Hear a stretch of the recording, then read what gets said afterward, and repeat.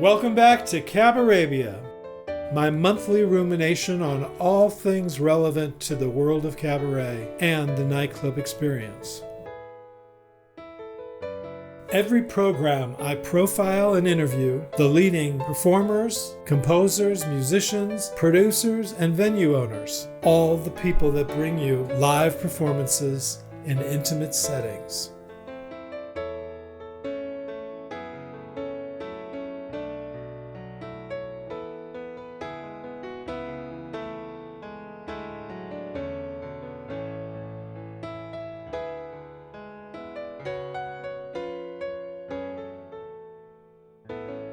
And welcome back. Welcome back to Cabarabia, the podcast. I have a really great show for you. Today I'm celebrating the 31st anniversary of one of the most wonderful organizations in Los Angeles, Project Angel Food. And to start us off, we have a few words from Deborah Messing. Okay, I am so humbled to be invited tonight and to receive this honor. This organization holds a very special place in my heart. Its introduction into my life was, in a sense, my awakening and my coming home. For some context, I went to NYU's graduate acting program in 1990, just about the height of the AIDS epidemic. I fell in love with my favorite teacher, Paul Walker, for whom my son was named, because of his joy and exuberance. He looked at the world and at art with the wondrous eyes of a 7-year-old. During my first year, Paul started developing lesions on his arms, chaos. I didn't know what Kaposi sarcoma was. The next year, they showed up on his mouth. I found out then that Paul had been diagnosed HIV positive in 1982. It had now developed into full-blown AIDS. In my third and final year, Paul started missing classes. At the same time, we were workshopping this new revolutionary play, Angels in America, Perestroika, with Tony Kushner. I was cast as Harper Pitt, and my future husband played Pryor. So in every corner of my life, this monster of a pandemic lurked. When we performed the show in our little black box theater, Paul was there, and we gave it to him. He was no longer teaching. He was living alone, had very little money, and he was declining. My fellow students between classes and rehearsals cooked meals for him and delivered them to his apartment. In December of 1993, at the age of 41, he was gone. It was a devastating loss. For years after, I searched for a place to put all these feelings, and it wasn't until a few years later when my new friend and television roommate, Eric McCormack, invited me to co-host Divine Design that I found a place for it. And what a perfect place it was. I learned that this magnificent organization, Project Angel Food, not only made and delivered nutritious meals to people living with HIV/AIDS, but it also provided counsel and comfort. They were giving those bravely fighting for survival a sense of dignity and a feeling of community. It immediately made me imagine how this service might have lifted the burdens of my dear teacher's final days. I had found my cause, but more importantly, I had found reconciliation for all the pain and outrage and grief I had been carrying. People make fun of LA for being self-involved and shallow. Bite me. We got Project Angel Food. And that's pretty much how I feel about Project Angel Food too, Deborah. I've been involved with Project Angel Food for about 6 or 7 years, working on producing events, fundraising events for them. And it's one of the reasons why I wanted to dedicate this podcast to share some of the live performances over the year, but also to give you a behind-the-scenes look at this very important organization. I usually try to keep these podcasts under an hour. But today's is going to be a little bit longer because there's a lot to talk about in their 31-year history. So before we go to the live interviews with Richard Ayub, the Executive Director of Project Angel Food, Mark McBride, the Director of Philanthropy, and Vesna Fartik, the Senior Manager of Community Engagement, I want to show this 5-minute video package about the history, the 31-year history of Project Angel Food, so you know where we're coming from.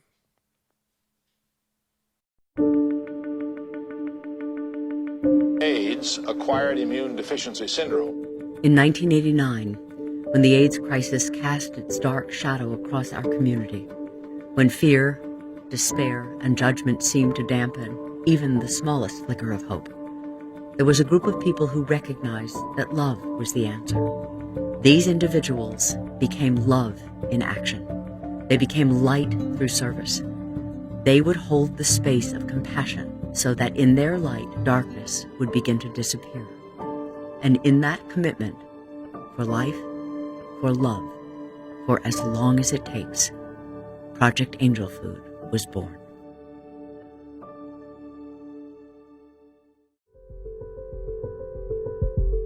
It was the presence of death and the proximity of death that impelled us into greater life. Project Angel Food founder Mary Ann Williamson realized that many people diagnosed with or dying from AIDS were too weak to leave their homes to shop for food or cook for themselves. So Mary Ann knew what had to happen next. We had to take the meals to them. Hello, I'm Judith Light. I can't think of anything more rewarding than helping someone in need. For Project Angel Food to take flight, it took commitment, courage, and compassion, and also took a little seed money from David Geffen. So I remember I would go in the kitchen and you would always be there. The energy of the place and keeping it moving and keeping everyone motivated. The stove didn't work. There was no linoleum. I was scared because when I was supposed to do this, I didn't know what to do. At first, small groups would gather in the kitchen of the Crescent Heights United Methodist Church and make a few dozen meals, jump in their cars, and race around Los Angeles to make sure the food was delivered with a smile, a hug, and a kind word. That interaction might be the only human connection the clients received all day. During the day, I'm pretty much bed bound and I can't get around, and the food really helps. That way I don't have to worry about eating. The space was shared with an AA program. So every late afternoon, volunteers from both Project Angel Food and AA would fold the tables and chairs and put them away to make room for the meeting. Right now we serve anywhere between 50 and 60 people a day, but we're very aware that there are hundreds more that need us. Larry, a construction worker in AA, would set up the chairs, and his wife, Elizabeth, would sit on the steps and smoke a cigarette. That is how Project Angel Food met Elizabeth Taylor and her then-husband, Larry Fortensky. Their involvement in the first ever Divine Design in 1991 helped secure auction items such as David Hockney painting in your swimming pool or Michael Jackson holding your birthday party at Neverland Ranch. $1.3 million was raised that first year. It was a turning point.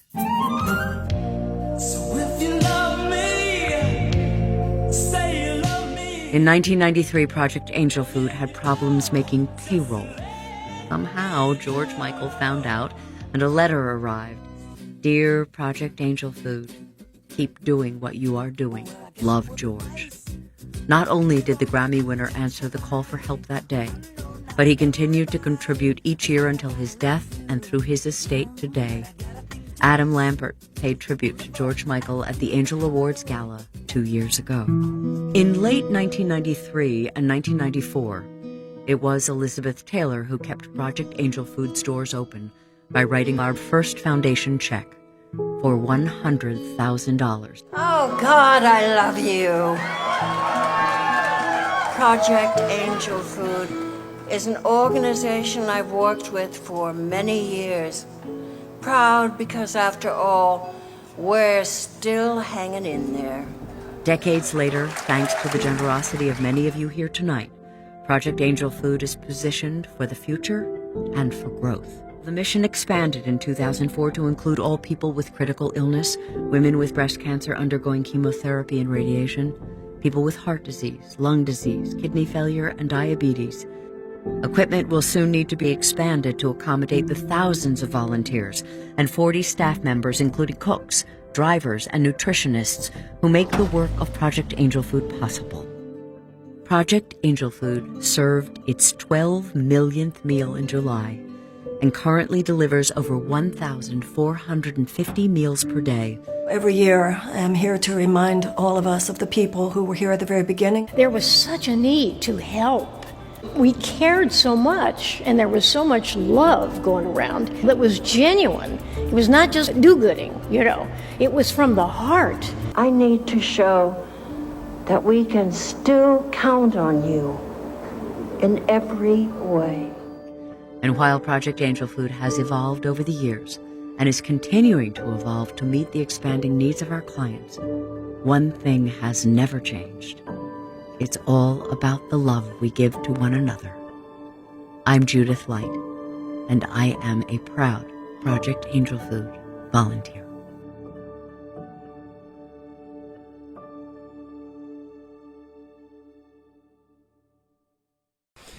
Well, I'm so very excited to introduce you to my first guest today. I could not have a better person to represent talking about Project Angel Food. Here's the main man himself, the executive director of Project Angel Food, Richard Ayub. Hey, Richard. Hi, Clifford. Thank you for inviting me. It's so good to see your face. We've seen many, the last thing I did that was outside of my house, basically, is I came into Project Angel Food in the first couple weeks of March and helped stuff envelopes. And I was an office worker at Project Angel Food one day. And that was the first time I saw anybody wearing bandanas. You had just opened a package of bandanas and had just been told that you had to wear bandanas. Oh my God, you were right at the very beginning of COVID. So in March, what happened is we took it upon ourselves to have people wear face masks. We made it a requirement. And we didn't want to get surgical masks because there was a shortage for doctors and nurses and other medical experts and providers. So we went and we called our alcohol sponsor. We said, we know you have bandanas for your alcohol. Could you please send us some? And that's exactly what we referenced to. So I have a bandana, I don't know if it's here, with a tequila sponsor on it. And I did a TV interview with it, and someone asked me, are you promoting a tequila? I said, no, I'm promoting face coverings. Yeah. So, Richard, you are one of the most respected and beloved figures in the charity world. It's been such a privilege and such an honor to see the amazing job that you've done since you came into taking over Project Angel Food. I just asked you a few minutes ago, how long has it been? To which you replied, in November, it's going to be 5 years. Congratulations. Thank you. And you have had just a meteoric ride. You've done such impressive work. Project Angel Food is always winning awards, and you're always receiving accolades for distinguished service. And I wanted to talk to you right now specifically because of how COVID has impacted the operations. I know that it's affected the way the volunteer staff works, and I know that it's affected your client list as well. So I wanted you to talk to us a little bit about that. Well, you being one of our volunteers knows this better than anyone, is when we got really serious about COVID, which was in early March, I had a meeting with our board of directors, and we started talking about what we were doing in our kitchen and if we were doing everything possible to keep everyone safe. We were bringing in about 200 volunteers a week. That's 200 new potential exposures a week into the kitchen. And that's with the physical distancing and all the other protocols that we were employing. And we decided for the first time in our 31-year history, we were going to put a pause on our volunteer program in the kitchen. And that was heartbreaking because I truly feel the volunteers are the heart of this organization. And so what we decided to do is we decided to hire some out-of-work restaurant chefs.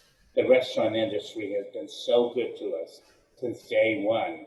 You were there at that church at the corner of Fountain and Fairfax 31 years ago in 1989 when we made meals in that little makeshift kitchen, and we would make 100 meals or 110 meals. And we would find out that there were 6 other people who needed, meals, and we had done all the meals for the day. And we would call local restaurants and say, we need 6 meals. And they would say, come pick them up. So from day one, the restaurant industry has been there for us. So we said, now at this opportunity where we're hiring chefs, let's help the restaurant industry that's helped us. Wow, that was so inventive of you to think of that. And you've also taken on new clients that are COVID related, right? Adding to your already long list of daily clients. In March, we were serving about 1,600 people a day.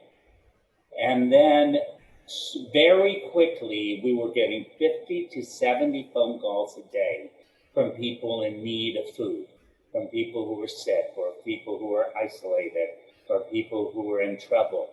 And so we had huge waiting lists of more than 400 people.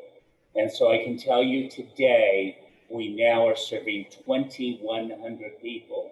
It is more than we have ever served in the history of Project Angel Food, even during the height of the AIDS crisis.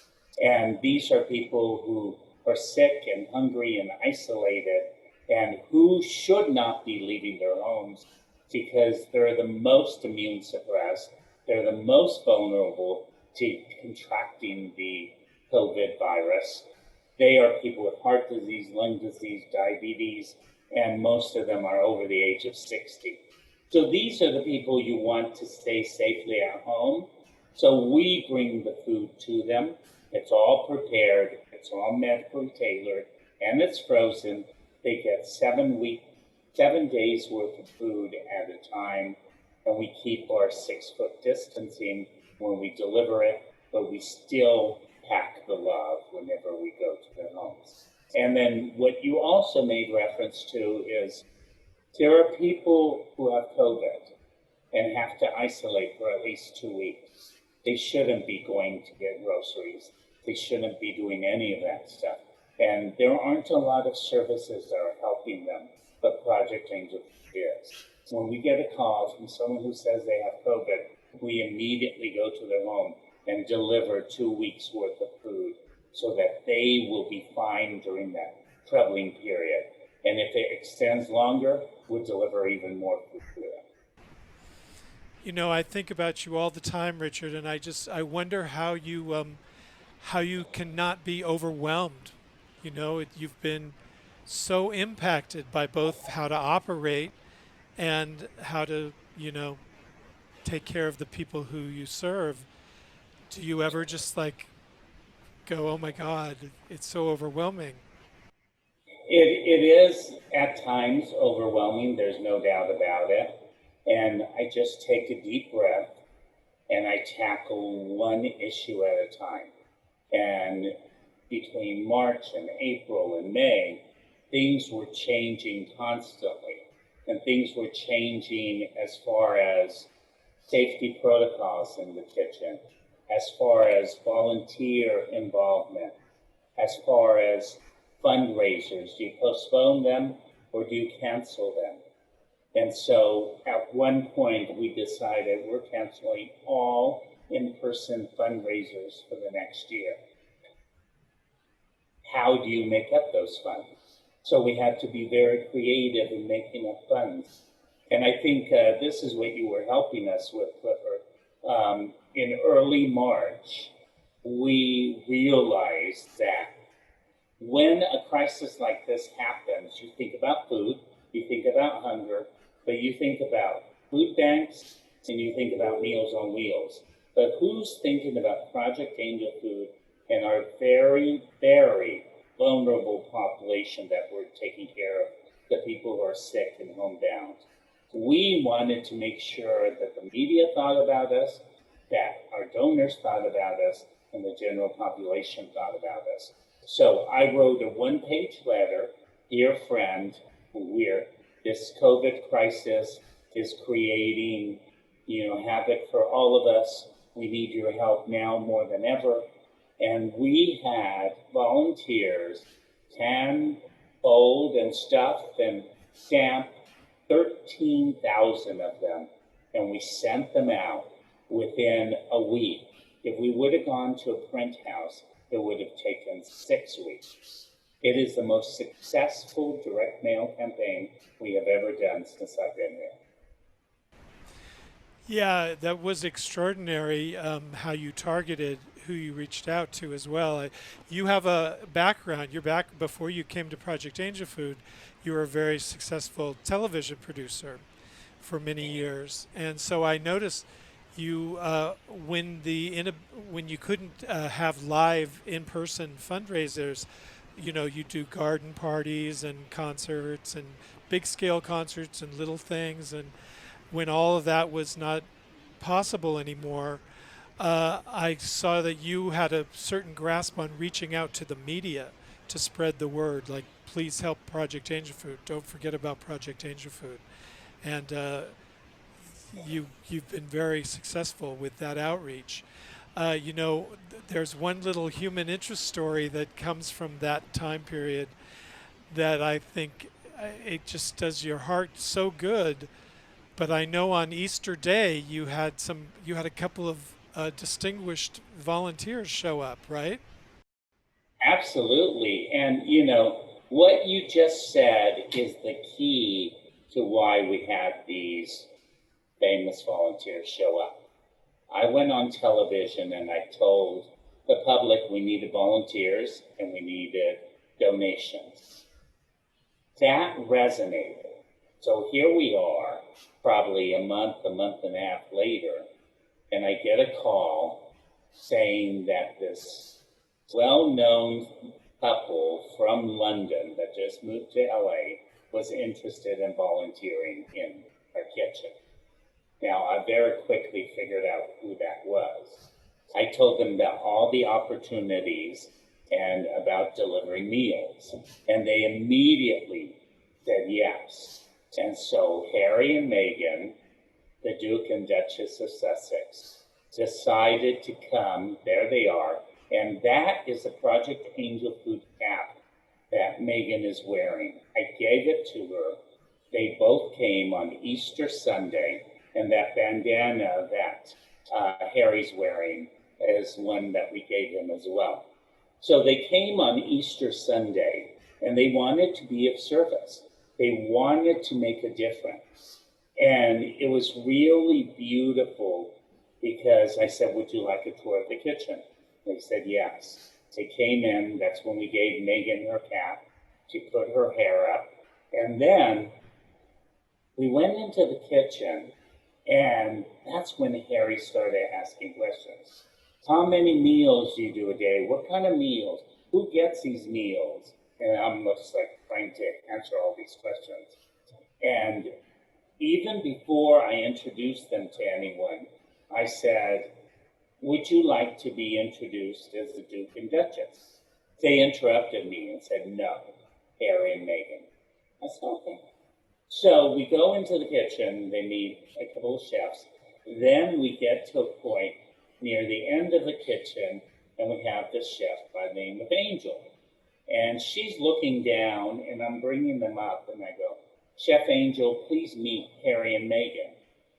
And she looks up, and she goes, Harry and Meghan? Harry and Meghan. is the last, they're the last people she expected in the kitchen on Sunday. And I've got to tell you, tears started flowing down her eyes. Later, she had told me she stayed up all night to watch their wedding, that she's really been following them forever. And Harry said, "Is your name really Angel?" And she goes, "I'm sorry, I just can't even talk right now." And then Megan, she said, "Can I hug you? I wish I could hug you, but we have to keep social distance." It was just the most beautiful thing. And so after that, we left, and we went to the first delivery. And this was incredible, because this man, his name is Frank, and he's living with cancer. And Harry and Megan got there in their vehicle before I did, and I joined them.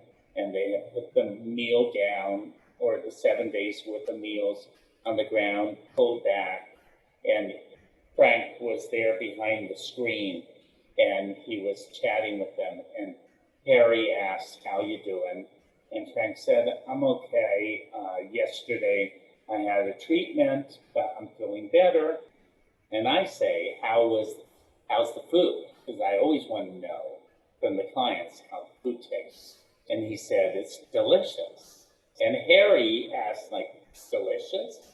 And he said, "Yeah, it's a hot meal. It's delicious." And then Harry asked this question that I have never asked, and I've done more than 200 deliveries. And this was the moment when I realized that he is indeed his mother's son. He asked a very beautiful question: "Do your neighbors check in on you?" Frank's response was no. And Harry said, "We all need to watch out for each other." And then when we walked away, Harry told me, "I want to spend more time with these clients." And he wasn't lying. They came back on Wednesday, and then they came back on Friday, and they delivered to all these beautiful clients. And they made their day. And this is something that I really have never told anyone. On Friday, when Harry came back, I asked him, "How are you enjoying doing these deliveries?" And he said, "You know, everywhere I go, people know who I am. But now, doing these deliveries, wearing these masks, they don't. So I get to meet Americans without them knowing who I am."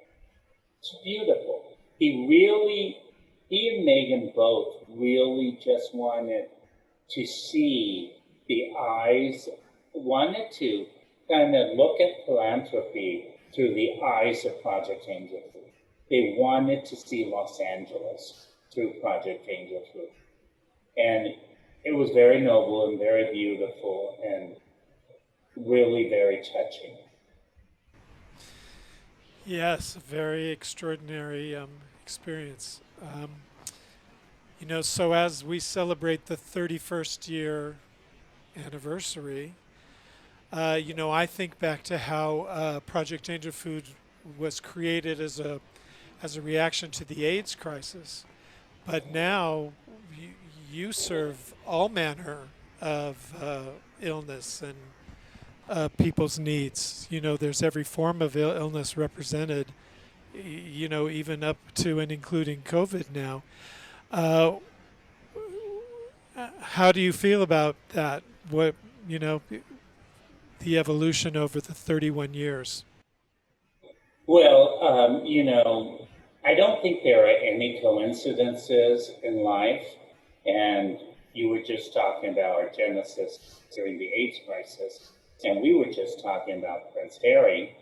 And, it's not lost on any of us that Princess Diana was very much attached to the AIDS crisis and was very compassionate and very loving and went out touching and meeting people during that time when everyone said, oh, you need to stay away.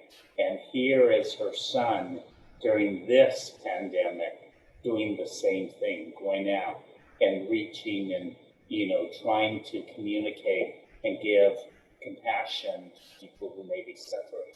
So that's extremely meaningful and special. And because of that crisis, we feel like we were born for this moment.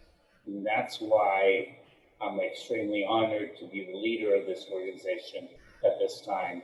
And I'm really had to just rise up. And everyone in this organization had to rise up and literally show up because, here we are in August and some businesses are thinking of how do we get back into the offices? How do we, get back to work? We never stopped working. We never stopped coming to the kitchen and serving meals because we're an essential service. We couldn't. So I am so proud of our chefs and our drivers and our dispatch personnel and our client services people and the people who work in nutrition services and, all these people who just show up because that's what we do at Project Angel Food. We show up. I know there's in the recovery community, suit up and show up. And that's what we've been doing here. I'm going to take a little break now and show a video clip. One of my associations with Project Angel Food is I've had the great pleasure of helping to produce a lot of fundraisers, concerts, cabarets, things like that. And a couple of years ago, you had an Angel Awards ceremony where the recipient was Deborah Messing. I showed a little piece of her clip to start us out. And the entertainment at that show was Cheyenne Jackson and Megan Hilty. And I got to help put the band together for that show. So I want to share a clip from that, and then we'll be right back to talk some more.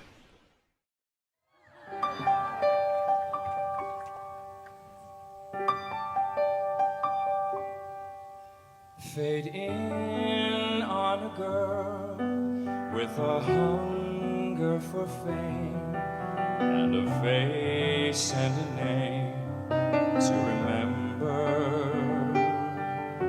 The past fades away because as of this day, Norma Jean's gone. She's moving on. Her smile and your fantasies play a duet that will make you forget who you are. The music starts playing. It's the beat of your heart saying, let me be your star. Ladies and gentlemen, Megan Hilty.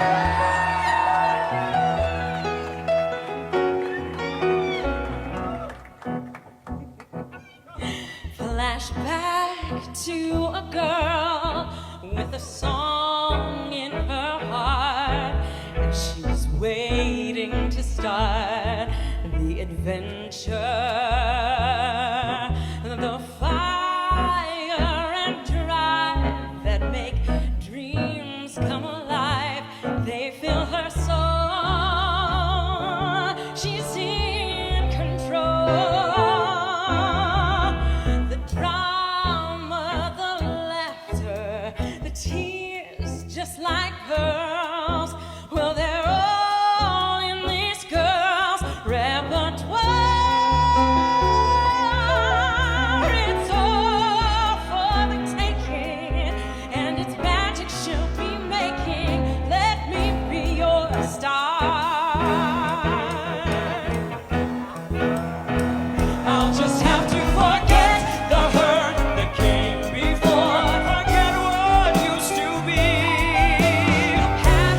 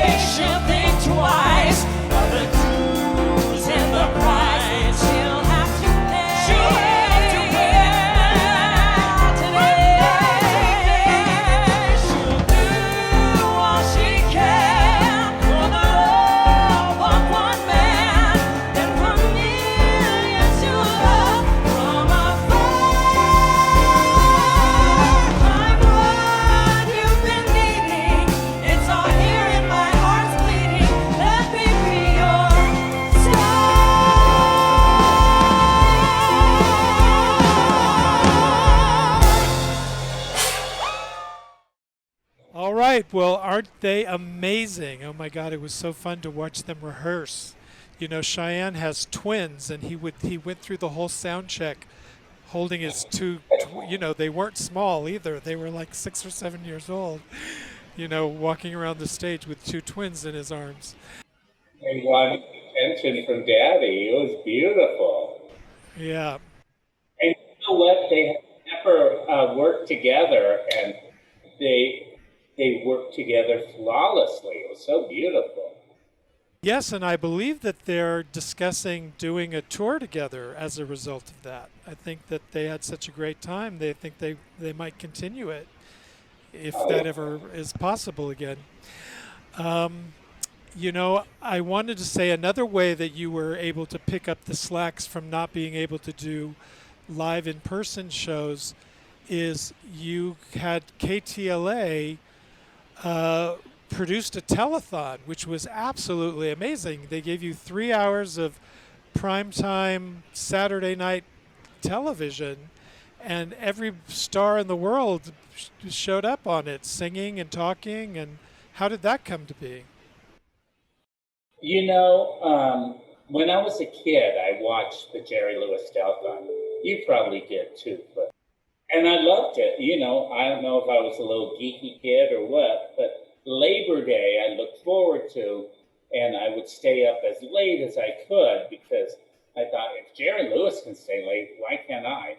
And of course, I never made it through, but I always found it very entertaining, and I loved the drama about the Coke board and Ed McMahon and all of the elements of it. And when COVID started, I said, we should do a telethon. And you know, some people here in the 30s are like, telethon, what's a telethon? Do they do those? You know, all that kind of stuff. And we didn't do it. And then when it looked like we were going back to reopening on 4th of July, I thought, oh my God, we don't have much time left. Let's do it the last weekend of June. There'll be a captive audience. They will be home. Let's do this telethon.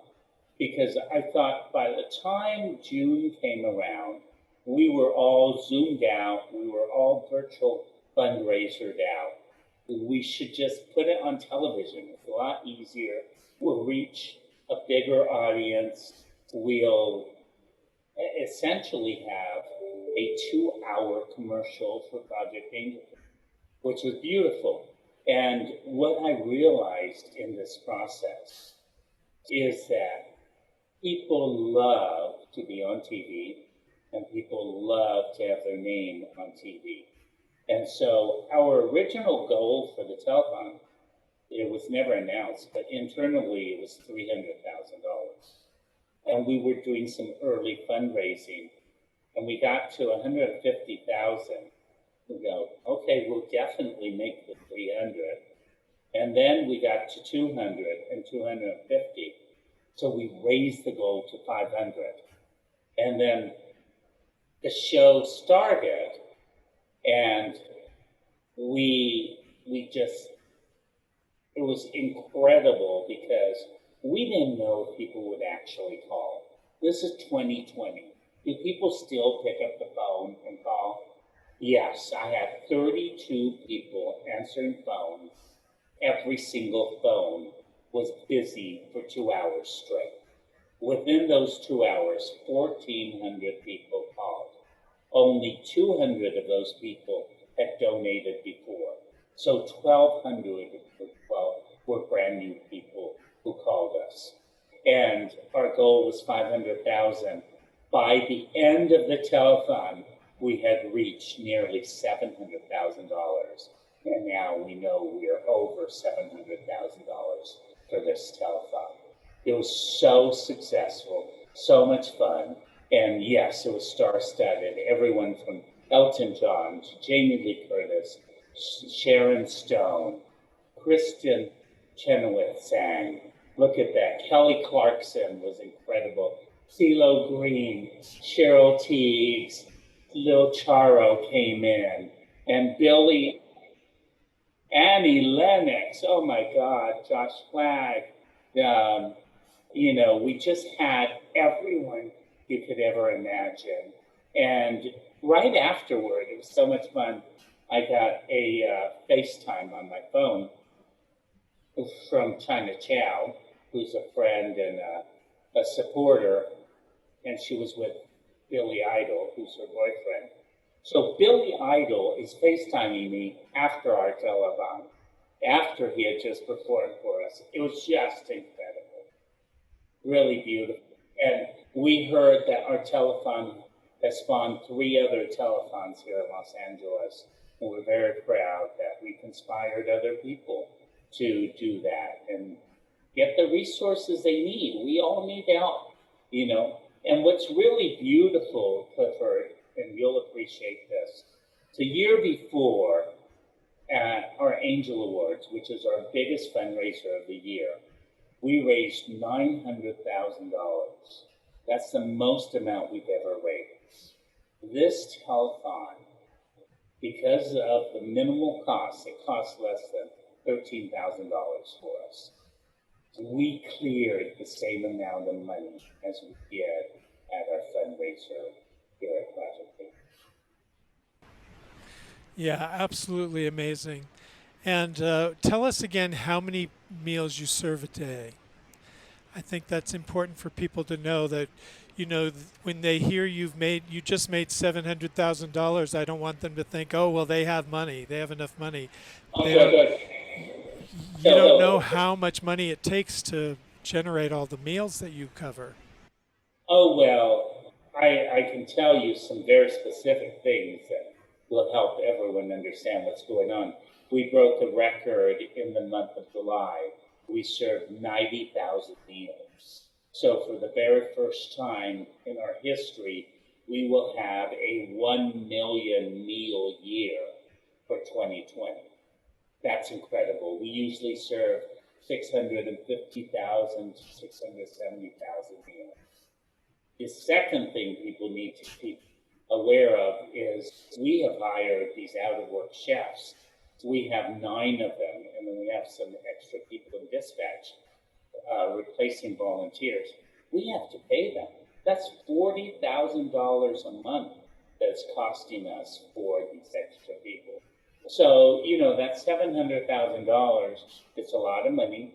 Very grateful for it, but it goes very quickly. It goes very quickly, yeah. So I'm going to have them put on the screen where they can donate. Anybody watching this can donate at any time. www.angelfood.org/fundraiser. So please help us keep serving the people.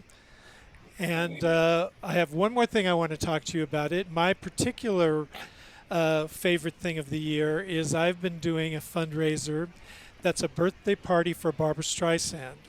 And I started it many, many years ago. I started it like 22 years ago because I'm an obsessed Barbra Streisand fan. And all in the singer community, everybody wants to sing Barbra Streisand songs, but 364 days a year, you really shouldn't do Barbra Streisand song. Once Barbara does it, it's sort of retired. So one day a year, we let everybody come out and sing their Barbra song. And we have celebrities and we have just great singers that you may not know, but that are great singers. It's a super popular event. I've done them exclusively for Project Angel Food for the last 6 or 7 years. I got connected to Project Angel Food through my friends Mark Saltarelli and Steve Masterson, and I'm always very grateful because I feel like they brought me into something that has enriched my life so very much. And we do this yearly concert called Our Name is Barbara. And a couple years ago, I had a songwriter friend named Alan Rich who was to sing. And he's a supporter of Project Angel Food, I know. And he called me one day and he said, "Are you sitting down?" And I said, "Yes." And he said, "Well, I just heard from Richard J. Alexander, who's Barbra Streisand's co-director, that Barbara has been hearing about the show and she loves it and she loves Project Angel Food. And she sent Richard and her longtime record producer, Jay Landers, and they brought this most beautiful letter from Barbara. I don't want to take the time to read it, but it's on Facebook, so look it up on Facebook under A Letter from Barbara Streisand. It's got its own Facebook page. And that came through you, I believe, right? You're longtime associates with Barbara, right? So Barbara has been a supporter of Project Angel since the beginning. Obviously, she cares about other people and has always been there for us. When we moved into this building on Vine Street in 2007, you will see the names on our window at the entryway of all the people who helped us with that capital campaign, and Barbara's name is on that window. And, you know, whenever we've called and asked for help, she's always said yes. And because of COVID, we reached out. We said, would you help us again? And she immediately had her credit card charged. I can't always make a donation charge to my credit card, but Barbara Streisand can. And so she's never said no to us and has always been supportive and has been tremendous for the legacy of Project Angel Food. Well, Richard, thank you so much for your time today. I know you're a very busy man, and I've so looked forward to talking to you. And I hope we inspire some donations, and I can't wait to get back to where we can do shows in person again, because there's, you know, when you get all that much love in a room, people that are there to support, that are thrilled to be supporting Project Angel Food, it's the happiest place on earth as far as I'm concerned. Barbara songs and giving money to Project Angel Food, can't do better than that. So thank you so much for your time, Richard. I look forward to seeing you in person sometime soon. Me too. And Clifford, thank you for your devotion and your dedication to Project Angel Food ever since we were in that church at Fountain in Fairfax and you were volunteering. And you continue to volunteer in different ways, but you still do. And we're very grateful for that. You have been with us for 31 years. And you need to be commended for that. Thank you. Thank you, Richard. Talk to you later. Okay. Bye-bye. Bye-bye. Thank you so much, Richard. And speaking of Our Name is Barbara, this is one of my favorite clips from, I think this was maybe 2 years ago at Catalina Bar and Grill with the great Terry Woolman and Melanie Taylor. This is the opening number from Our Name is Barbara, fundraiser for Project Angel Food. Please welcome to the stage Terry Woolman and Melanie Taylor.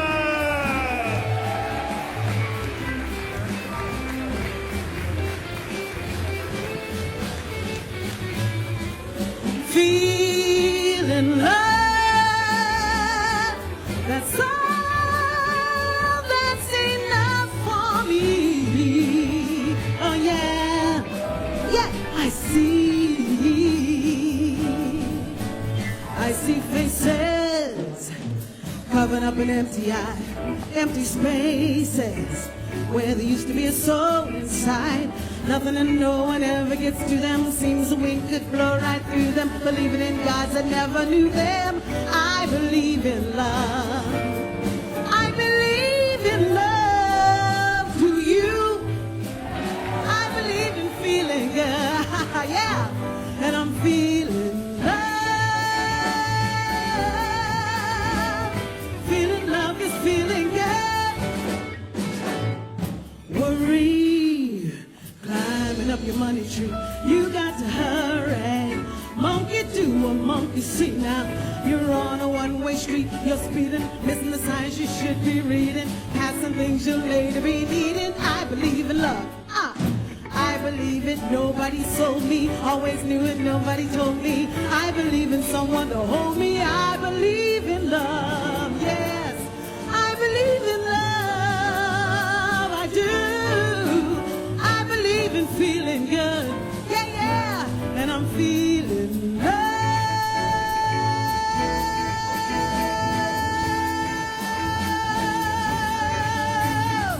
Feeling love is feeling good.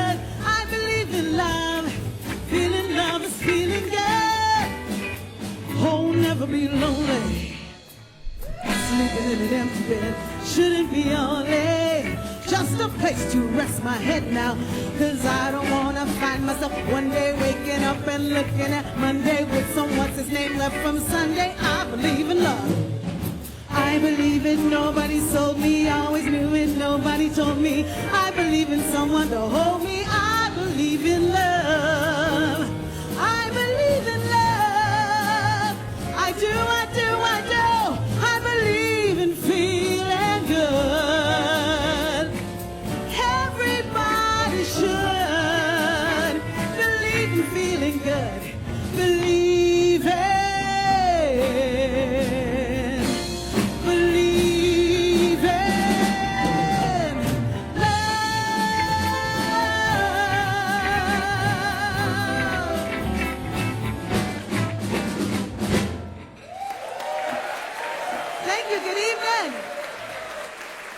And now I'm so excited to introduce you to my next guest. This is a gentleman that when I have activities over at Project Angel Food, this is the gentleman that I most interact with. And he is such a fabulous guy and does such a great job for Project Angel Food. I want to introduce you to Mark McBride. Hello, Mark. Hi, everybody. Hi. Nice to see you. So, talk to me about your actual job position. You're director of philanthropy. Yes, yes. So I am the director of philanthropy at Project Angel Food, and what that is basically is the person in charge of all the fundraising. In the old days, they used to call it director of development. You used to oversee, you'd have a bunch of different pockets you had to raise money in. One was events, one was from an individual, one was corporate sponsorship, one was monthly giving.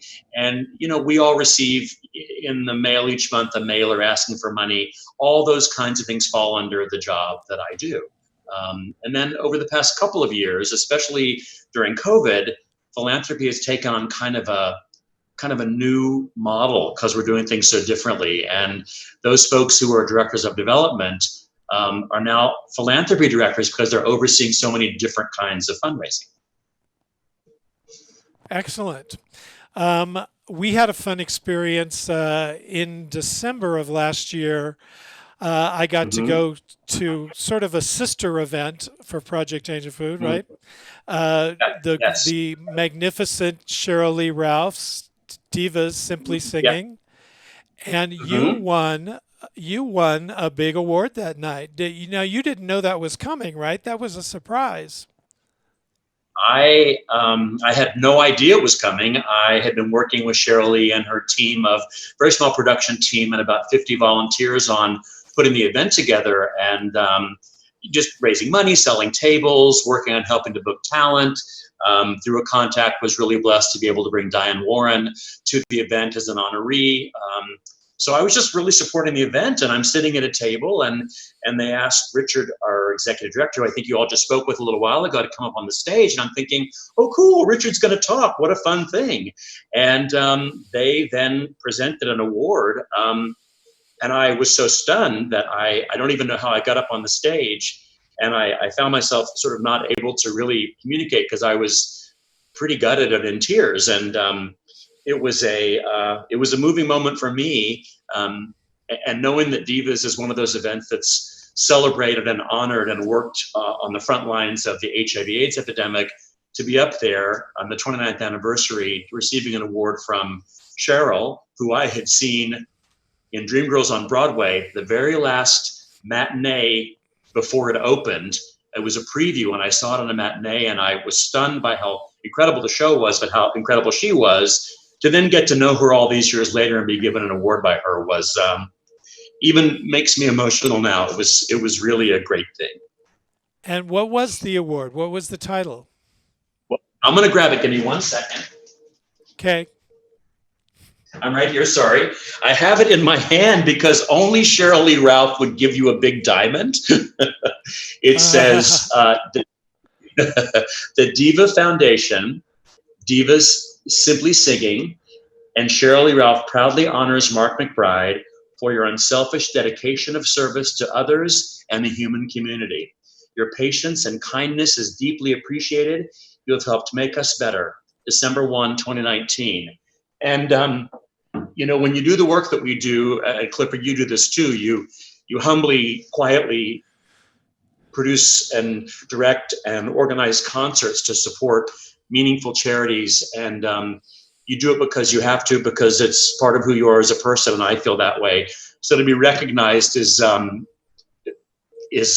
emotional. We're here to support others, and when someone does it for you, you just don't quite know what to do when you hear that. So pretty incredible.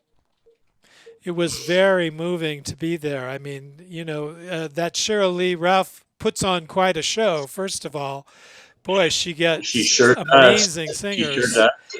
And so it was, blast off after blast off after blast off, and then the moment with you was just unbelievable. It was so emotional. There wasn't a dry eye for anybody. It wasn't just you. And, and I wanted to say you sort of have helped build a little bridge to, I've been doing the Barbara show for this if we had been able to do it this year, it would have been the 22nd annual. And Cheryl Lee is 29, right? I believe Divas Simply Singing is 29. And you hooked us up, and right before the final plug got pulled, Cheryl Lee had said she would be in it. So that's both exciting and heartbreaking, but hopefully that when we're able to gather again, we'll still have her willingness, hopefully. So thank you for that. Well, what was great, of course, when I asked Cheryl if she would do it, she said, "Honey, it's my honor. I would happily do it." And she's one of those people, and you know this because you work with so many incredibly talented people.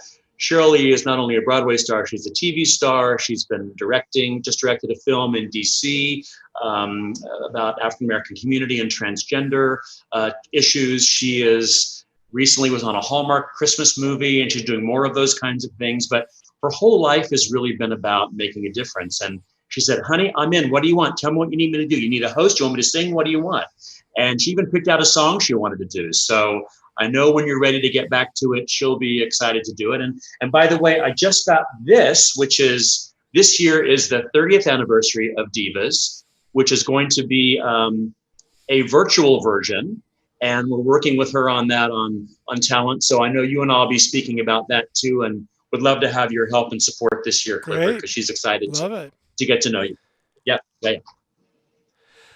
I was blown. I had never been to one. It was the 29th annual, and it's exactly up my alley. I don't know why I've never been to one, but I had never been to one, and I was blown away by what a warrior she has been from the very beginning. I mean, from what I could tell from all the speeches that were given that night and all the research I did around going, she's really one of the pioneers of the people that took up the cause of being of service to the AIDS community when it first broke out.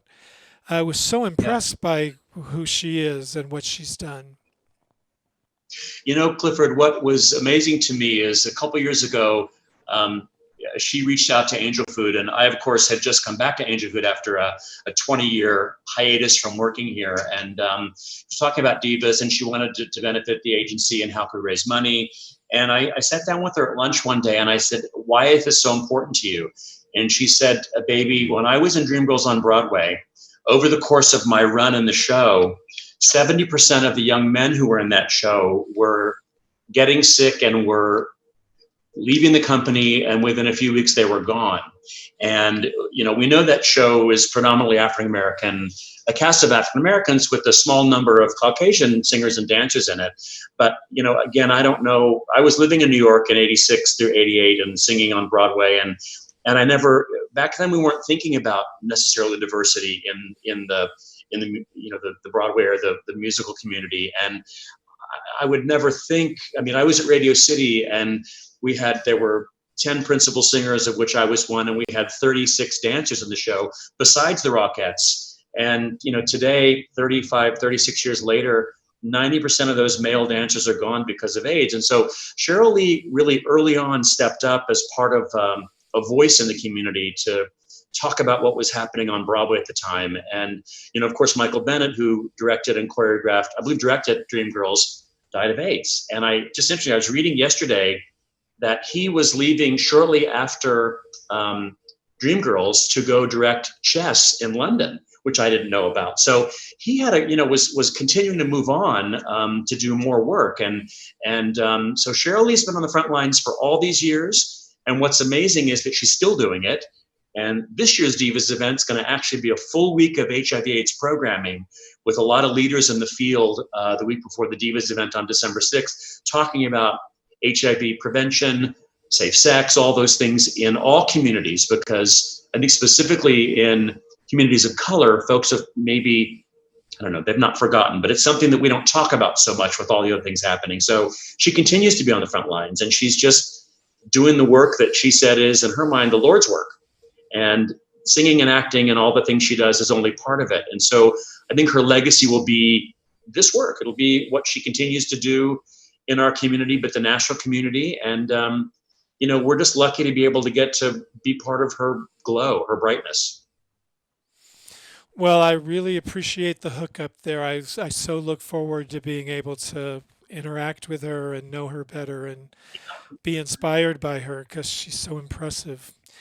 Another person that you got that I would have been in this year's Barbara, but hopefully will be in the next one, is our man Juan Pablo de Pachi, who I first met when he was in the Angel Awards a couple of years ago, the same one that Cheyenne and Megan were in.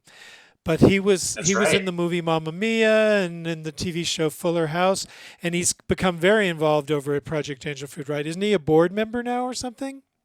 Something like that. Yes, he is a board member. He's a board member now, and it's interesting. Richard met him at a gay men's chorus event, walked up and introduced himself and said, "You were wonderful." He performed a song that night in the show, and Richard, they exchanged numbers and they kept in touch. And Richard said, "If you ever want to get involved with Angel, we'd love to have you, come to the kitchen, do a tour." And when Pablo came to the kitchen and toured and decided to volunteer and was in the kitchen, chopping onions and green peppers, and kind of got to know us a little bit. And we were planning our next Angel Awards, and I had the idea of doing a tribute in the Angel Awards of those we'd loved and lost to AIDS. And so we put together an outreach to all of our volunteers and donors saying, if you have photos of folks, please send us your photos. And I wasn't aware that Juan Pablo was such a great singer. I mean, I know he's from Spain originally, had worked in South America. Great singer. And he had done Jesus actually in a miniseries, and he was really talented as an actor, but he agreed to sing. And so we picked the Josh Groban song, "You Raise Me Up." And then I reached out to you, Clifford, because I had a singer, but I didn't know how to put together a band or, musicians to work with me. And you connected me with an amazing pianist. And you and I were at the pianist's home that afternoon when Juan Pablo came by.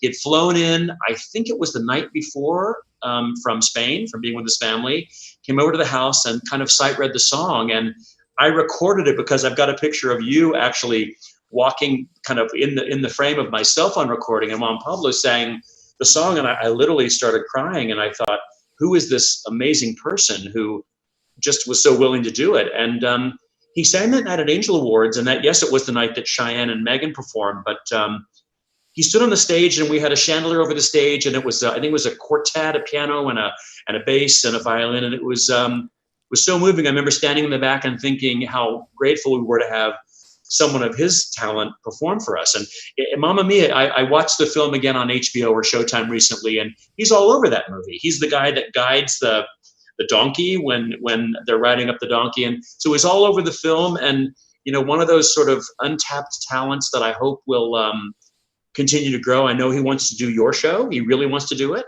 So when that's up and running again, we'll connect you again. He's a terrific guy. And yes, he's on the board now. Yeah. And he's so sweet. He's super, super nice. So sweet. Yeah.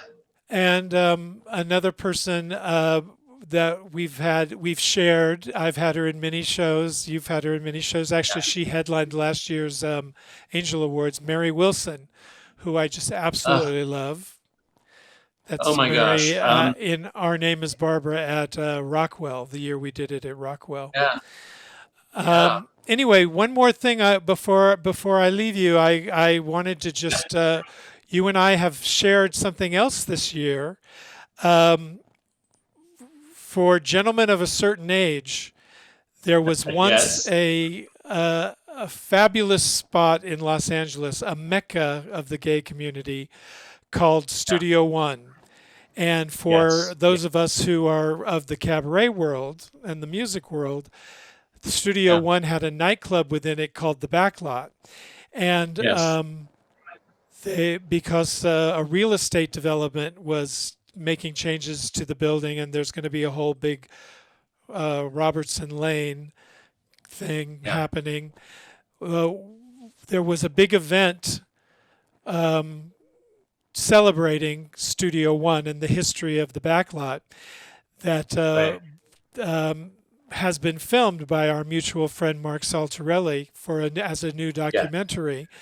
And Mark shares with me every now and again little edits of what he's working on, and I have seen your interview, and you Oh, come good. off I haven't seen it. fantastic. Oh, I'm so thank you. I excited. haven't seen it. Well, the Backlot was the first place I ever went to, and I wasn't aware that that was a big part of your work, but that's the first time I ever saw anybody in a cabaret environment. I was in LA first, and I didn't know much about cabaret coming from Kansas City. So, being there and seeing high quality entertainment within 10 or 15 feet of you, just singing at a piano and then talking, was a whole new medium for me, and I think for a lot of gay guys who were kind of coming out for the first time. Those of us that come from musical theater or learning who we are, being in a room and having someone like that who is not only talented but famous singing and talking to you is really incredibly special. And you leave there feeling like, and that's the thing about cabaret that's so great, is it's extremely emotional, it's extremely one-on-one. And if you're really present, which you can be, a cabaret singer is someone who literally talks to you and sings to you. And it was life-changing for me. It was really, it gave me the courage myself to accept a couple of little singing things that I might not have done, because it's a really intimate and kind of terrifying thing to be up on stage by yourself with a microphone and letting yourself be known and be seen. So I'm just honored that they've included that piece in this documentary. I think it's a huge part of what we all were a part of at Studio One.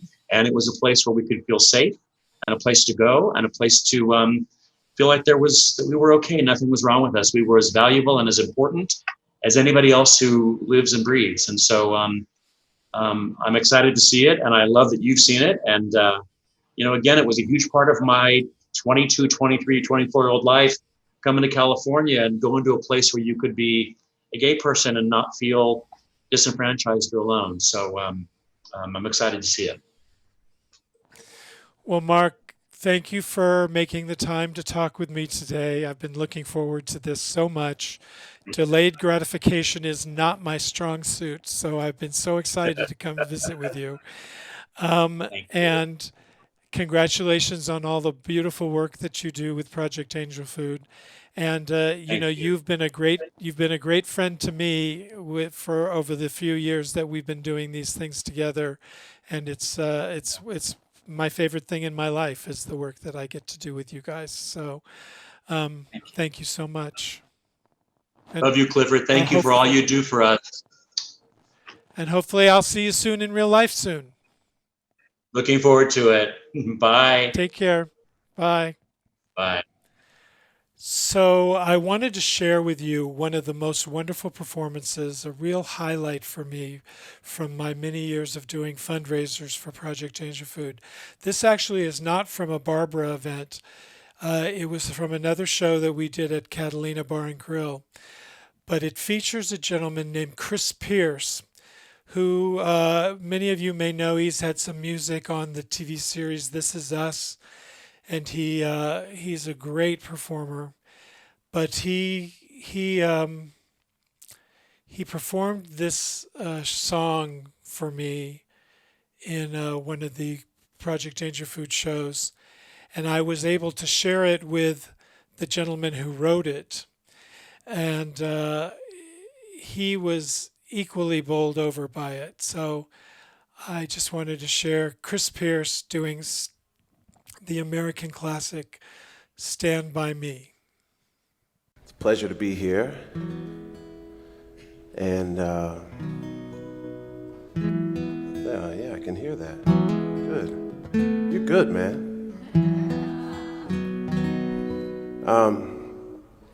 Yeah, Stand By Me. What can you say about that song? It's, I think like a lot of the greatest songs ever written, this song has a personal meaning to, different meaning for a lot of different people. For me, when I was about 5 years old, my parents were the first interracial couple to move into our neighborhood, and there were a few people that didn't like that. And these two guys broke into our house through my bedroom window, and there was a fight. My dad fought them down to the ground, and the police came, picked them up, and then about a week later, I woke up to my mother screaming, and there was a cross burning on our front lawn. And so from about 5 years old to about 8 years old, I had a really hard time sleeping alone in my room. And I'd sneak into my parents' room, and they'd tell me I had to go back to my room. And then I'd sneak back in, and then eventually it was a cycle. My dad would take me back into my room, and he'd sing me this song. And it always, no matter how we'd sing it, it always comforted me and made me feel like I was in a place of refuge. Stand By Me.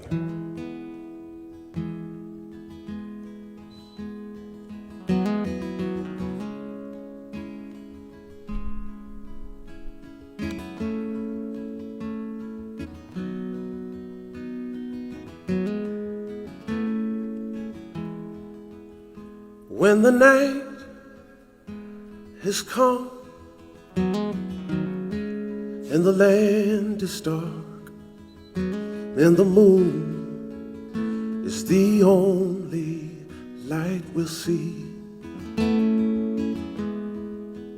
no, I won't be afraid. No, I won't be afraid. Just as long as you stand by me. Darling, darling, stand by me. Oh, stand by me. Oh, stand by me. If the sky, oh, that we look upon, should tumble and fall, or the mountains should crumble into the sea, I won't cry, I won't cry, no, I won't shed a tear, just as long as you stand by me. Darling, darling, stand by me. Oh, stand by me. Oh, stand by me. Whenever you're in trouble, won't you stand by me? Oh, stand by me. Oh, stand by me. Oh, stand by me. Stand by me.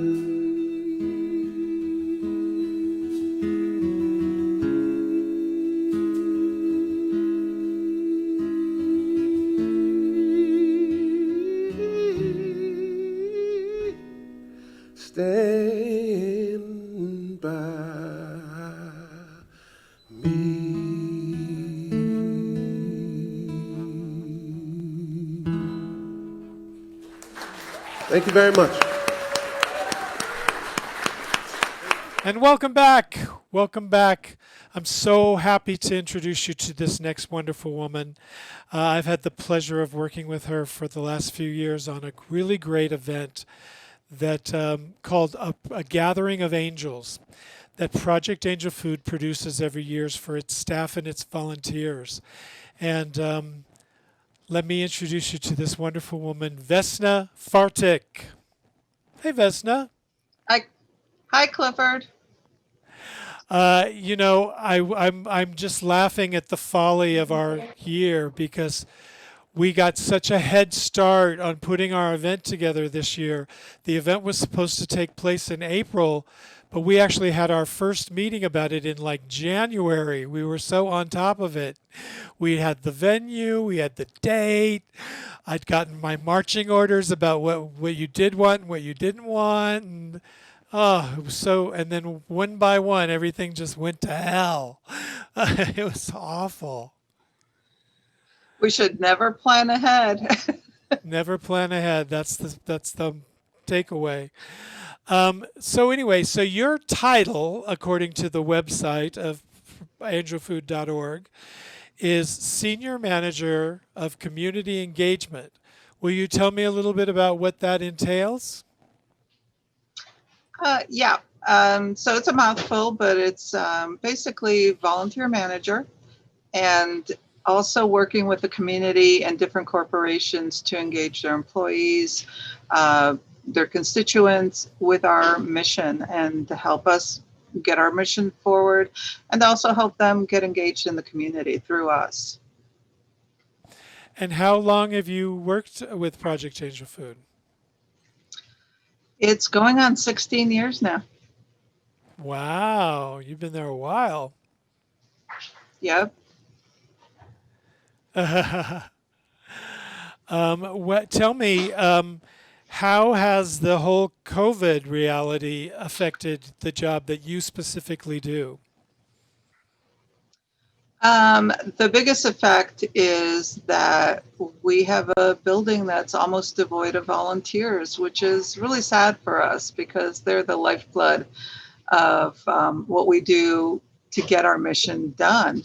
And not having a kitchen full of about 25 to 30 volunteers every day and people in the office is kind of sad for us. It's just the smiles and the feelings that they bring with them. We miss them a lot. Other than that, it's just taking precautions. We do have some volunteers that are delivering meals.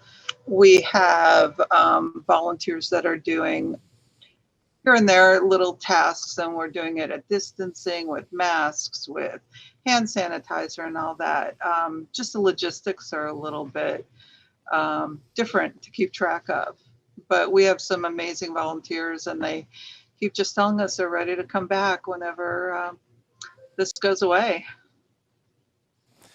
Yeah, has there been any discussion about that there is a possibility for the volunteers to come back anytime soon, or is it like everything else? It's going to wait till it's totally safe. For the kitchen, we really have to wait until things are much more stable and the counts are at a much lower number. That's something that our kitchen and operations folks are looking at and keeping track of. We don't want to put anybody in danger, not our clients, not our volunteers, and not our staff. Also, we have to really be careful of a lot of our volunteers are doing it after they've retired and have free time. So a lot of them are within that age range where we don't want to put them into jeopardy by having them come out and having them come out in groups. Made a lot of changes in our kitchen. We have face shields, we have walls of plexiglass and things, but it's still better. The less people you have in there to get the work done, the better, the safer for everybody. You know, one of the things that you hear about Project Angel Food all the time is what a great experience it is to be a volunteer. I think there's even they haven't they've won an award, I think, for that it's the best organization to volunteer for. That's one of the things that I've heard a lot of people say over and over again, that they get far more out of the experience, that they receive far more out of the experience than they give. And so it's sad that, all that opportunity for in-person volunteering is on hold for a while. It is. I think it brings something into a person's life that they can't get any other way. Or a couple of things. It lets them interact with people that think alike, that want to give back. It also gives you a chance to get out of your norm and do something that you can actually see what you accomplish. When you get, I don't know, 2,100 meals packed up and ready to go to a client, you go home and you feel good with that. You saw what you did. And it's also a way of bringing other people into your life that you might not otherwise meet. We have high school kids standing next to retired folks. We have corporate presidents that are all in the kitchen at the same time, and nobody knows what anybody does. So they get to interact in a whole different way. And that brings a lot into a person's life. I was a volunteer before I worked here, and it's part of the reason that we run the department the way we do is we want everybody to feel what we wanted to feel when we were volunteers. So you do miss it when you can't do it. So tell me a little bit about a gathering of angels. I've been involved in, I think, maybe 4 of them now. I think maybe I've done 4. Mm-hmm. And it's, oh my God, it's such a fun experience. It's always packed. It's like 100-ish, 120 people, and you provide this fabulous meal, and then we put on a show, and yeah, it's a room filled with love. And so tell me a little bit about what your intentions are with it.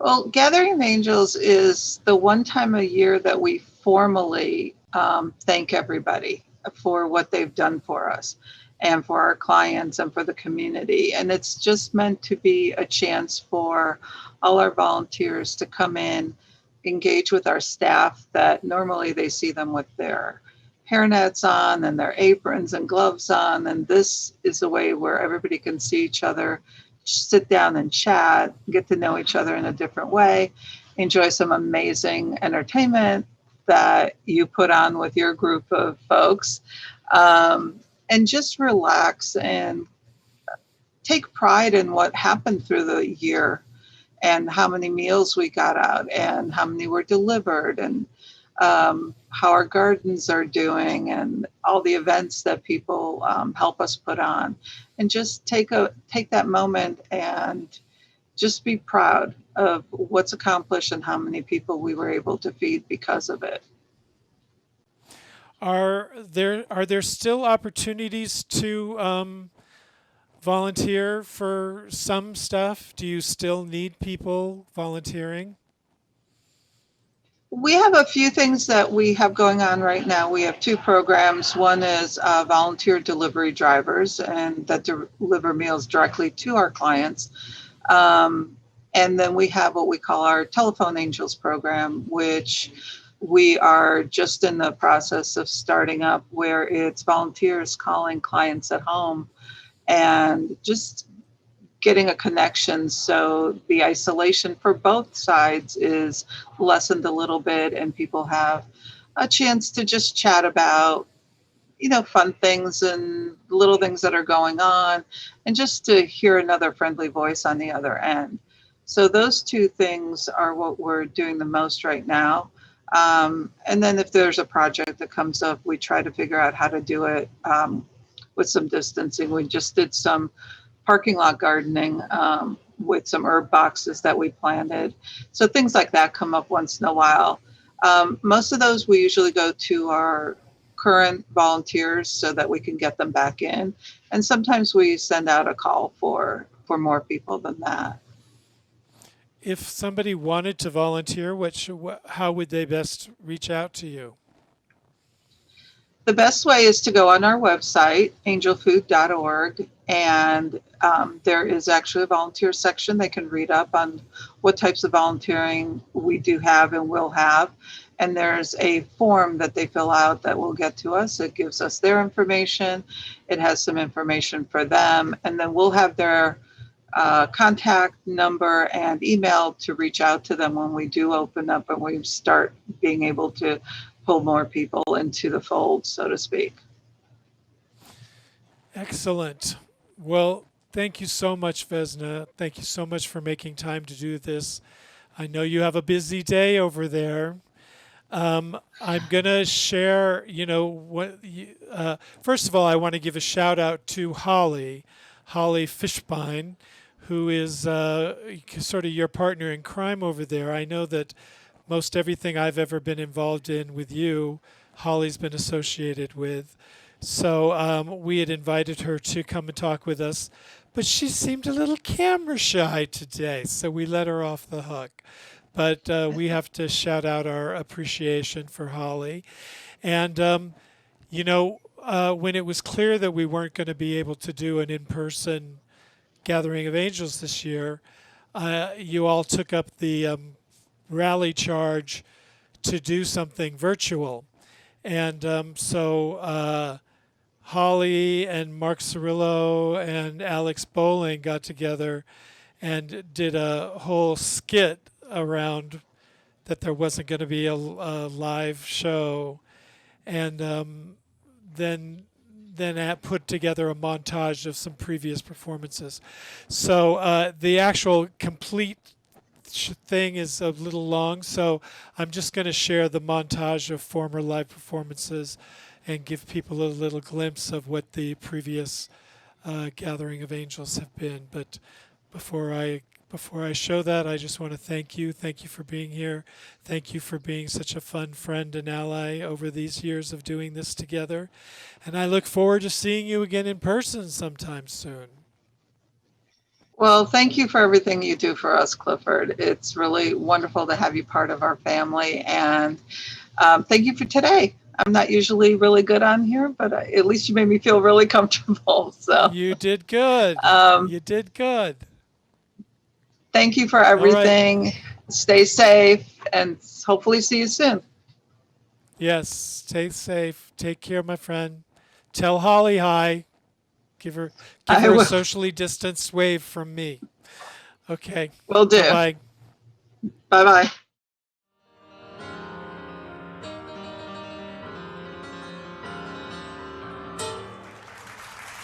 On a clear day, rise and look around you, and you'll see who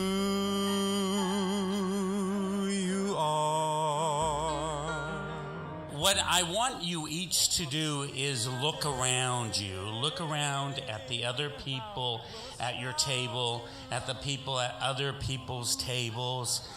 And the glow of your being outshines every star. You all have something very special in common. You care about your fellow man.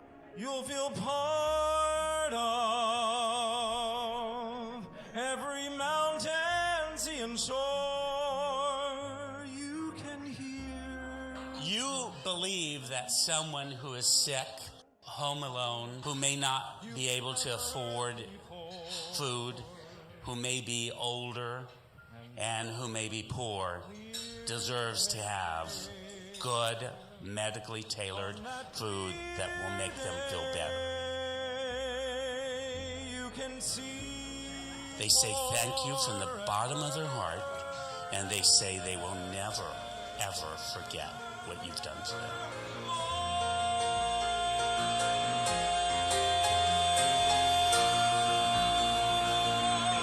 All the volunteers, they come in every shape and size.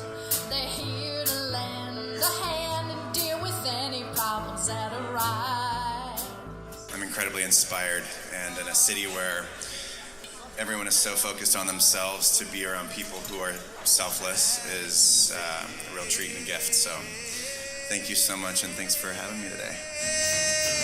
Like a warm drink, it seeps into my soul.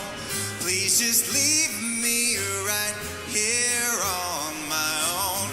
Later on, you could spend some time with me if you want to. Oh, I want you all to know how important you are. Certainly for the work that you do in the kitchen, for the cutting of the vegetables and the cooking of those meals and putting them in containers. But I hope you know that when I and my team are out in the city and working with our individual donors and our major donors and our corporate sponsors, that one of the things they care the most about is that 80% of the work we do is done by all of you. So that means that when they give us $1, 85 cents of that dollar goes into buying those vegetables and those containers and paying for the gas in those vans that helps us get meals to the people that we care so much about and that we serve. You've brought a new world to me,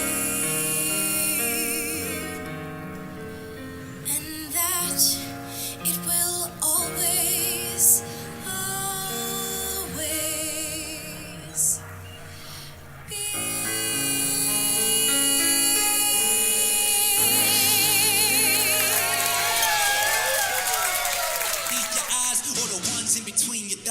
oh God, cause every time I get up in the middle, girl, I get a little pressure, cause I wanna make it better than you ever had. I'm blessing you before I get up in it, then you go and make a mess, and I'll be pressing on that booty like damn. Every time I get up in the middle, girl, I get a little pressure, cause I wanna make it better than you ever had. I'm blessing you before I get up in it, then you go and make a mess. Rockwell, you know what I want, right? I want your sex. I want your love. Mama may have, and Papa he may have, but God bless the child that's got his own. Yeah. God bless the child that's got his own. Yeah. Thank God. Bless the child that's got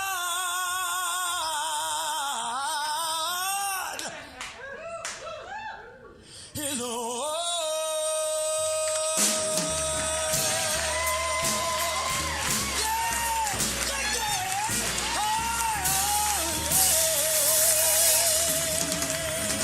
It's amazing.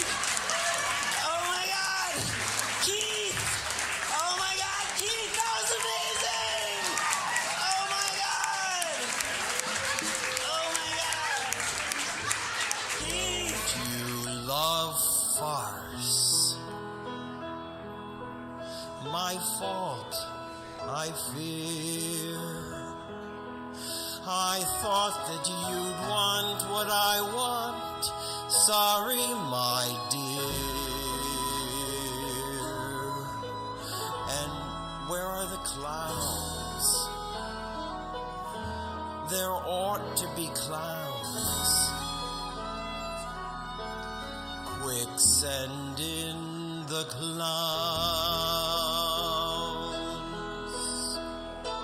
And how amazing it is that nowadays the service is so phenomenally general that it's for every form of illness, it's for every form of person in need.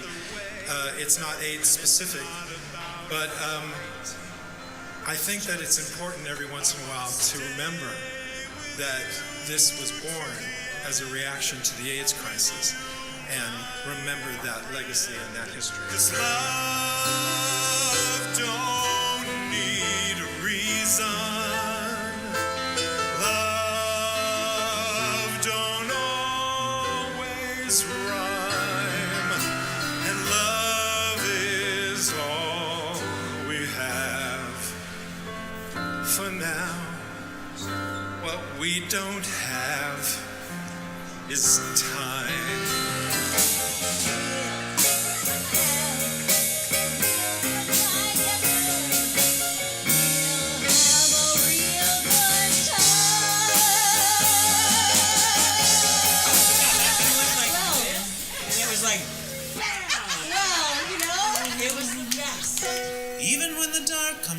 crashing through, when you need a friend to carry you, when you're broken on the ground, you will be found. So let the sun come streaming in, 'cause you'll reach up and you'll rise again.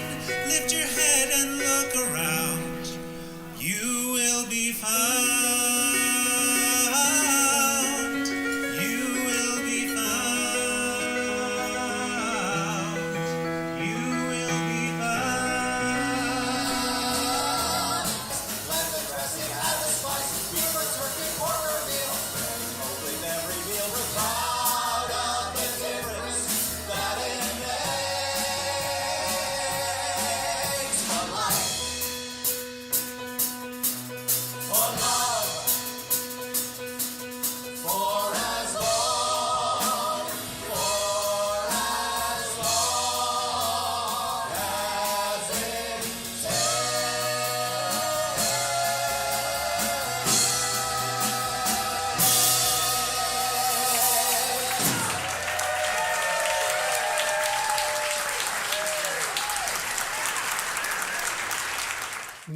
Now we're getting to the heart of the matter.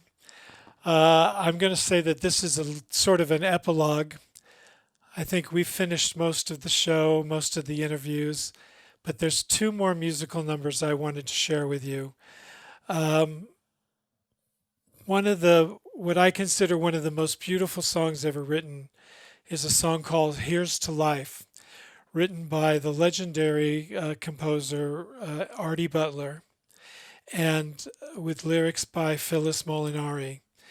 And Artie has been a good friend to me over the last few years.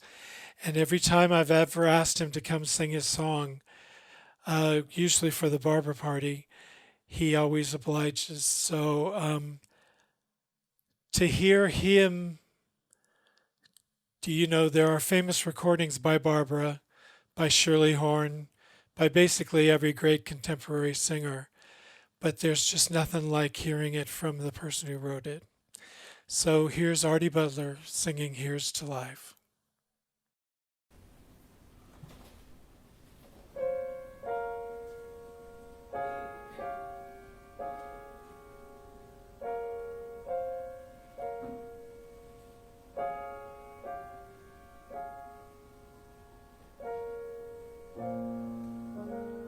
No complaints and no regrets.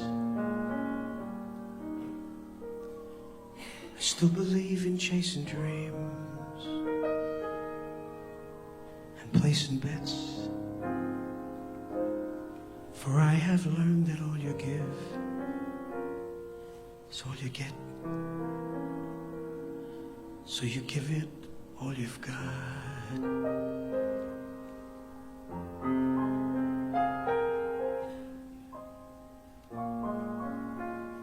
Had my share, drank my fill, and even though I'm satisfied, I'm hungry still to see what's down another road, beyond a hill, and do it all again.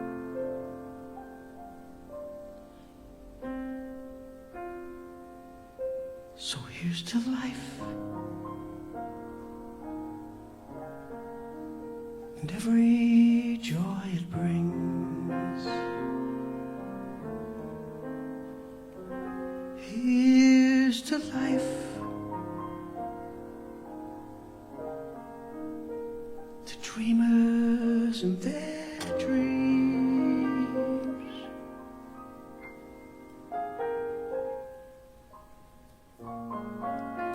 Funny how the time just flies. Love can go from warm hellos to sad goodbyes, and leave you with the memories you've memorized to keep your winters warm.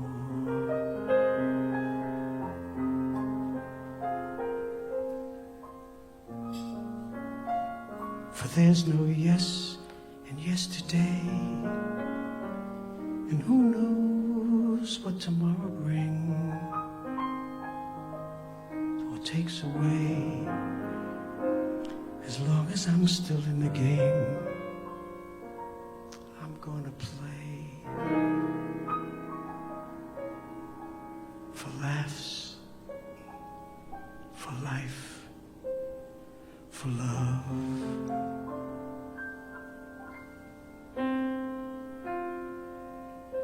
So here's to life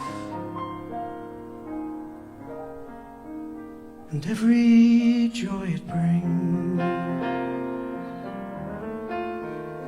Here's to life,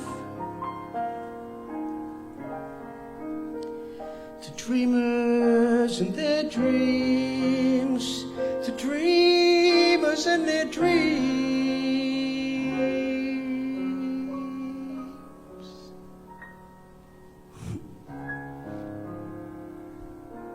May all your storms be weathered, all that's good get better.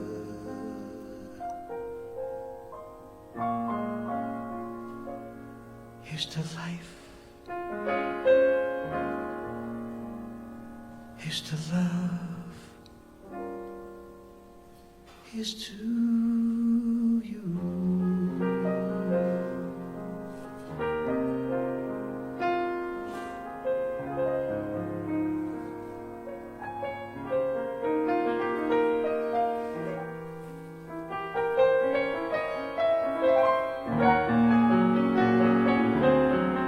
May all your storms be weathered,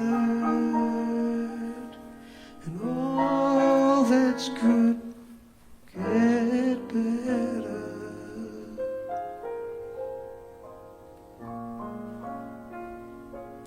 Here's to life, here's to love, here's to you.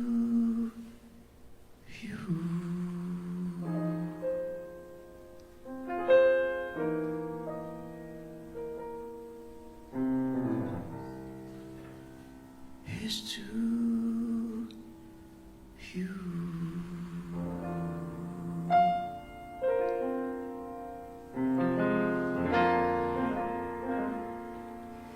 And here's to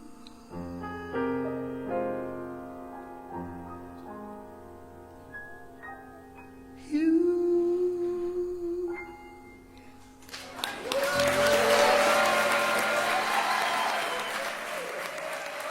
Wasn't that beautiful? Thank you so much, Artie. So we've come to the end of the show today. So I want to thank everybody who's participated, Richard Ayub, Mark McBride, Vesna Fartik, all the wonderful performances you've seen on video, and my producer, editor, friend, Andrew Apple, for all of the technical aspects of putting the show together. And come back and visit us next month, where the featured program is going to be about that documentary that we referred to earlier, Back to the Backlot, Studio One Forever. And I'll have the producers of that, the director of the film, Mark Saltarelli, and the producers, Lloyd Coleman, Gary Steinberg, and Chris Isaacson. And that'll be on September 17th, so please look for that. And please support Project Angel Food if you can at www.angelfood.org/fundraiser.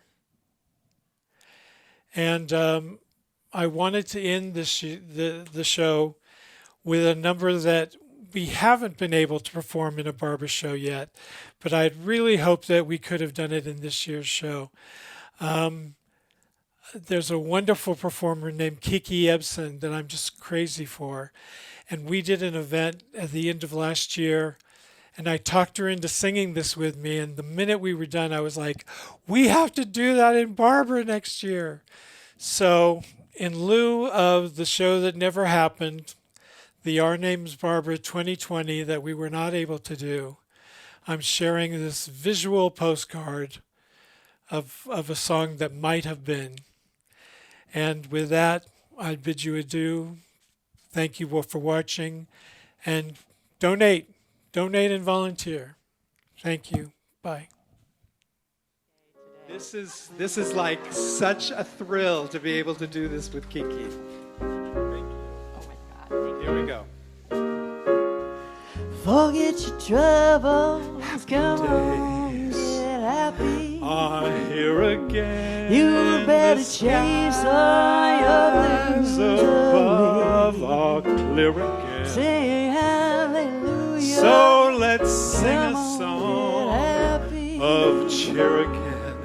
Happy days are the judgment here day. again.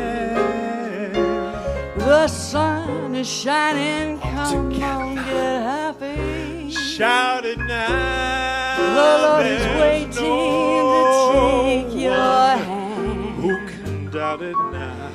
Shout out, come on. So let's tell the world about it now.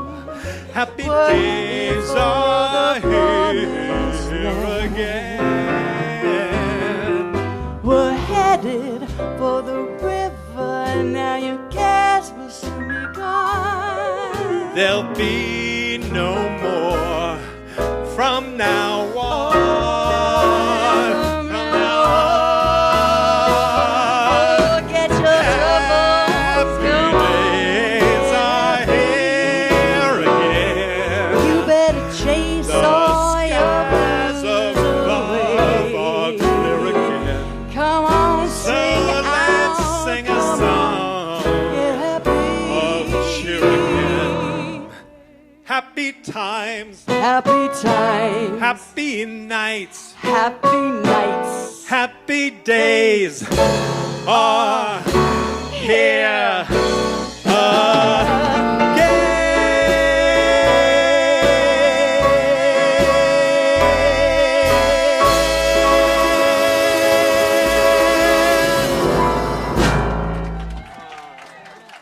Well, that was very happy making.